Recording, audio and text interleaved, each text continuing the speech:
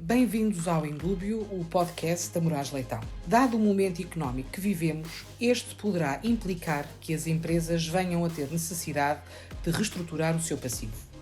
Neste episódio, sob a batuta da associada Catarina Martins Mourão e dos sócios Filipe Lounge Marques, coordenador do Departamento de Bancário e Financeiro, e Nuno Gondar da Cruz, coordenador da equipa de reestruturação e insolvência, vamos esclarecer dúvidas no momento de reestruturação do passivo de uma empresa, abordando as vantagens e as desvantagens da reestruturação, envolver todos ou só alguns credores e ainda quando deve uma empresa optar por recorrer aos mecanismos previstos na lei para reestruturar o seu passivo.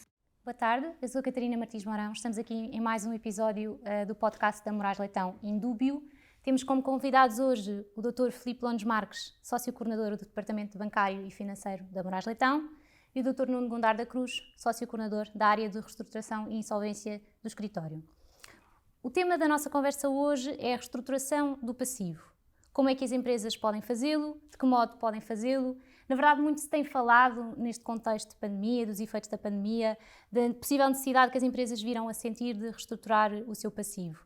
Mas pode haver algumas dúvidas sobre quando é o melhor momento para o fazer, quais os melhores métodos, se a lei responde ou não às necessidades das empresas neste aspecto. E queria ouvir um pouco da vossa experiência e da vossa insight sobre estes temas. Bem-vindos, antes de mais. A primeira questão que vos colocava é como é que uma empresa pode reestruturar o seu passivo, assim em termos genéricos. E começava por si, Dr. Filipe. Obrigado, Catarina. Se calhar mais do que como, se calhar devíamos começar por quando. Porque a nossa experiência, e não só agora, neste momento da pandemia, mas mais histórica, é que tipicamente o problema é exatamente que os empresários não sabem escolher ou não tomam a decisão de reestruturar na altura certa. E tipicamente porque acham que os problemas que a empresa está a ter são conjunturais, ou seja, é um pequeno problema que vai se ultrapassar e o problema, na verdade, tipicamente, infelizmente, ou na maior parte das vezes, não é conjuntural, é mais estrutural e transforma-se um bocadinho numa bola de neve. E o que significa que uma situação que, digamos, no princípio, chamemos-lhe assim, do problema seria gerível, passa a ser, a dada altura, totalmente ingerível. E não só, muitas vezes, aliás, as pessoas falamos, e admito que seja a coisa mais importante, que é o passivo financeiro, mas há muitas empresas que têm passivos não só necessariamente financeiro. E parte do problema, e como o Nuno Gondar da Cruz vai falar também, muitas das soluções que a lei prevê para resolver problemas são muito mais facilitadas se os credores que existem da empresa são apenas, no meu exemplo, apenas credores financeiros. Agora, a partir do momento em que se misturam os credores financeiros com os credores comuns de mercadorias, etc., com ainda por cima um dos grandes problemas destas coisas, que é o Estado e a Segurança Social, então aí, tipicamente, ou muitas vezes, já é tarde demais para fazer alguma coisa. O que é que és, Nuno? Isso responde também à tua experiência destas situações? Obrigado, Filipe, e Catarina também. Corresponde inteiramente, eu não diria melhor, acho que a palavra é mesmo quando. Agir em tempo, não deixar que nos tornemos um ente enfermo no giro comercial e depois temos que sair dele. E evitar ficarmos numa situação de quase insolvência. Eu acho que esse é que é o segredo, ou seja, como o Filipe dizia muito bem, a partir do momento em que as empresas começam a roçar a quase insolvência, de duas uma, ou aparece um investidor, ou há capitais próprios dos acionistas, ou então temos credores que de facto acreditam na capacidade da empresa para fazer o turnaround. De outra forma, infelizmente vamos acabar por destruir valor, vamos acabar por destruir postos de trabalho, e vamos acabar por destruir riqueza que o país podia ter. Eu acho que fundamentalmente o problema é esse. Portugal, depois, por outro lado, também é um país um bocadinho avesso. Não sei se é um problema dos empresários, se é fornecedores, se é dos trabalhadores, se é das entidades financeiras, mas são um bocadinho avessas à ideia do turnaround e da reestruturação. Acham que se é preciso reestruturar, então é porque algo está mal. E está mal e não tem forma de dar a volta. E se olharmos para outras jurisdições, os Estados Unidos, sempre à cabeça, mas também o Reino Unido, e nesses países a reestruturação é uma grande oportunidade até de negócio e de investimento, e é vista como tal, como algo positivo. Estes vários players, estes vários stakeholders do mundo da reestruturação veem ali uma oportunidade e não algo do qual tem que recuar. E até, como dizes bem, até um bocadinho, a própria situação de insolvência é vista em Portugal de uma forma muitíssimo mais negativa do que é vista em muitos outros países. Ou seja, nos Estados Unidos, os grandes empreendedores de sucesso já passaram por uma ou duas ou três ou mal deles se não tiverem feito. Exatamente. E isso é quase... Não. Isso mostra que eu aposto e que acredito e que tenho uma visão, e o facto de não ter funcionado da primeira ou da segunda vez não quer dizer que não vá funcionar da terceira. Enquanto eu acho que em Portugal, por exemplo, se a pessoa vai a um banco e pede financiamento e o banco sabe que a pessoa já geriu ou fundou duas empresas insolventes, aliás, será quase impossível conseguir financiamento. E é um mindset que eu acho que urge mudar, porque de facto isso significa que as pessoas não apostam, de facto há uma data de oportunidades que nunca avançam por causa disso. Estou inteiramente de acordo. Eu até diria que Portugal, em termos de reestruturação, seja um país na perspectiva de reestruturação fora dos tribunais, seja na perspectiva de reestruturação dentro dos tribunais, depois podemos falar até um bocadinho muito rapidamente sobre os mecanismos que existem dentro dos tribunais, nós temos uma legislação bastante moderna. Não diria que é a dos Estados Unidos ou que é a do Reino Unido, não é. Antes fosse, para ser, era preciso ter outros apoios por parte do Estado, portanto, a Segurança Social e a Autoridade Tributária tinham que partilhar do risco, os créditos públicos. Por outro lado, era preciso também... Mas que está melhor. Haver outros benefícios fiscais, mas também está melhor, como diz o Filipe muito bem. E também estamos melhor nisso, que se proporcione condições que sejam favoráveis e interessantes para os próprios acionistas entrarem com dinheiro com capitais próprios, não é? Não se subordine o seu crédito automaticamente. E, portanto, eu acho que a mensagem é um bocadinho agir em tempo e um bocadinho há mecanismos e há uma legislação atualmente que até é moderna, está de acordo com aquilo que a Europa tem vindo a instituir, e aliás tivemos agora uma transposição da diretiva comunitária, e portanto isso é uma oportunidade. E é importante agir em tempo. Aproveitando agora as vossas primeiras intervenções, quais é que são os sinais de alerta de que a situação pode passar a já não ser gerível? Se a lei também ajuda de alguma forma a interpretar esses sinais, se dá algumas respostas às empresas?